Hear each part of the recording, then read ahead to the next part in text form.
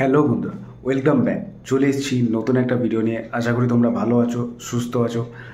Video দেখো, যদি ভিডিওগুলো ভালো লাগে তাহলে কিন্তু সাবস্ক্রাইব করে দাও, লাইক কমেন্ট শেয়ার করতে কিন্তু একদমই ভুলো না। চলো ভিডিওটা এগোনো যাক।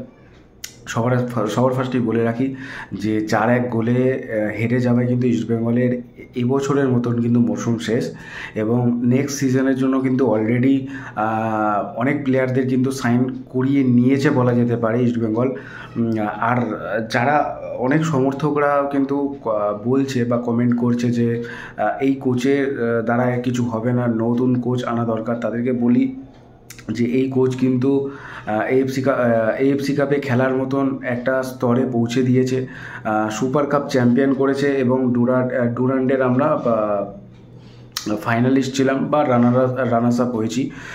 আইএসএলে আমাদের তিনটের মতন ম্যাচ, দুটো থেকে তিনটের মতন ম্যাচ যেটা আমরা রেফারি আমাদেরকে হারিয়েছে, এটা আমরা সবাই দেখেছি। সুতরাং সেক্ষেত্রে আমরা যদি এই ম্যাচটা জিততাম, এবং ইস্টবেঙ্গল অবশ্যই কিছু আইএসএলে কিছু মিস্টেক করে, সিলি মিস্টেক যেগুলো করা উচিত ছিল না, সেগুলো যদি না করতো আজ হয়তো ইস্টবেঙ্গল খেলতো, টপ 6-এ যেত এবং লিগ খেলতো।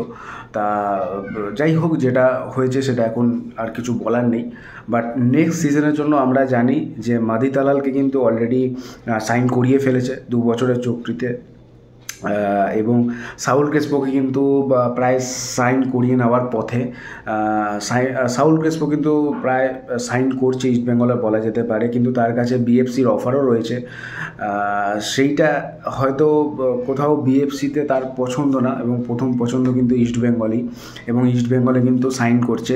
মাদি তালাল এবং সাউল ক্রেসপো যদি থাকে, মাঝমাঠ কিন্তু যথেষ্ট একটা ভয়ঙ্কর মাঝমাঠ হবে। সেক্ষেত্রে আমরা দেখেছি সাউল ক্রেসপো স্কিল, স্পিড এবং একটা চোরা গতি যেইভাবে শুরু করে রান, সেইটা কিন্তু অপোনেন্টের ডিফেন্স কিন্তু একটু নার্ভাস হয়ে যাবে অবশ্যই।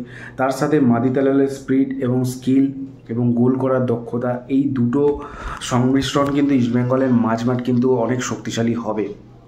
তার সাথে রবসন রবিনোকে যদি ইস্টবেঙ্গল পায়, তার পেছনে কিন্তু ইস্টবেঙ্গল লেগে আছে বলা যেতে পারে। প্রথমে রবসন রবিনোর যে ক্লাব বসুন্ধরা, তার সাথে কন্ট্যাক্ট করে ইস্টবেঙ্গল, এবং তারপরে কিন্তু ইংল্যান্ডে টিম ম্যানেজমেন্টের লোক যায় এবং রবসন রবিনোর সাথে কিন্তু কথাবার্তা বলে।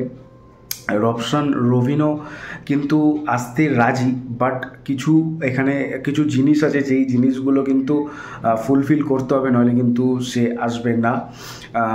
দেখা যাক, টিম ম্যানেজমেন্ট লেগে আছে তাকে আনার জন্য। যদি রবসন রবিনো আসে এই টিমটে, আমরা জানি যে লেফট উইংয়ে কিন্তু খেলে রবসন রবিনো, বা অ্যাটাকিং মিডফিল্ডার খুব কম, এবং সেন্টার ফরওয়ার্ড খেলে।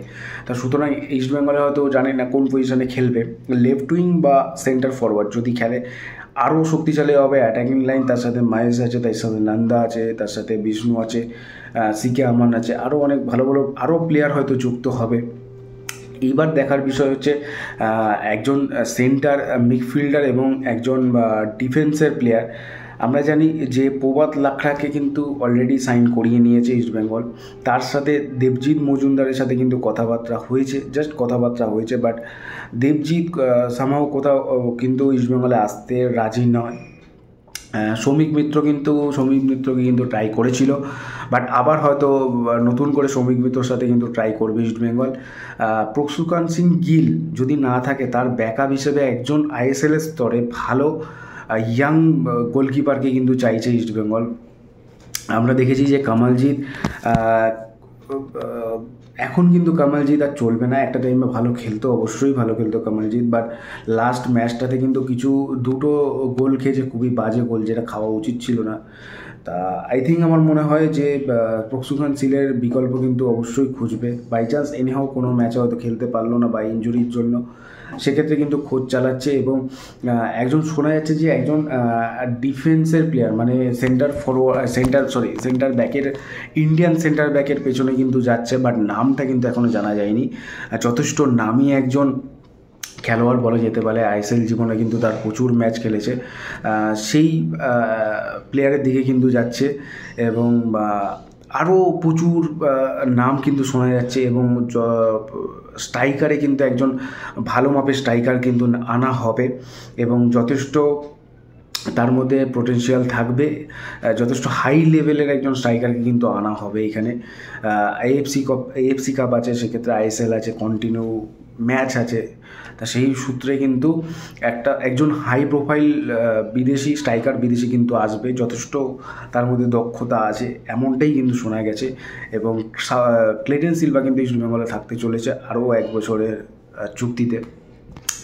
ক্লেটন সিলভা কিন্তু ধারাবাহিকভাবে কিন্তু ভালো খেলছে।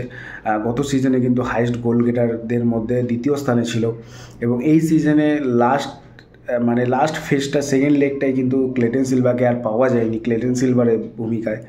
বাট সুপার কাপ চ্যাম্পিয়ন হতে এবং আইএসএলের প্রথম দিকে কিন্তু ক্লেটন সিলভার অনেকটাই ভূমিকা রয়েছে। সুতরাং ইস্ট বেঙ্গল কিন্তু যেমনটা কিন্তু ইন্ডিয়ান প্লেয়ার এবং ফরেনারদের দিকেও কিন্তু নজর রেখেছে। এবার দেখার বিষয় যে যেই সেন্টার ফরওয়ার্ডকে নিক না কেন, সেই যেন একদম ভালো হয়। ফেলিসো ব্রাউন বা আরও বিগত বছর ধরে যে কটা সেন্টার ফরওয়ার্ড এসছে তাদের মতন যেন না হয়। ক্লেটন সিলভার মতন যেন গোল চেনে একজন সেন্টার ফরওয়ার্ড লাগবে, যে গোলটা চেনে। ক্লেটন সিলভার মতন ক্লেটন সিলভা কিছুটা স্লথ হয়ে গেছে, বাট গোল আমার মনে হয় যদি প্রপার ও গোল পায় এবং প্রপার যদি সার্ভিস পায়, ক্লেটন সিলভা কিন্তু গোল করবে। এবং একটু কনফিডেন্স এখন ডাউন, বাট আশা করি এই কোচ নেক্সট ইয়ারে কিন্তু আমার মনে হয় ভালো কিছু নিশ্চয়ই দেবে, বিশ্বাস আছে। আর ইস্টবেঙ্গল টিম যথেষ্ট অ্যাটাকিং লাইনে যথেষ্ট ভালো, বাট ডিফেন্সিভে একটু নজর দিতে হবে। হিজাজি মায়ের অবশ্যই কিন্তু ইস্টবেঙ্গলে থাকতে চলেছে। তার সাথে দেখতে হবে যে জর্ডেন এলসে না তার অন্য কোনো বিকল্পর দিকে ইস্টবেঙ্গল যাচ্ছে কিনা। সুতরাং আপাতত ট্রান্সফার মার্কেটে কিন্তু ইস্টবেঙ্গল একটা নতুন পরিকল্পনায় কিন্তু এগোচ্ছে এবং যথেষ্ট অ্যাক্টিভ আছে। যদি ভিডিওটা ভালো লাগে তাহলে সাবস্ক্রাইব করে দাও, লাইক কমেন্ট শেয়ার করতে কিন্তু একদমই বলো না।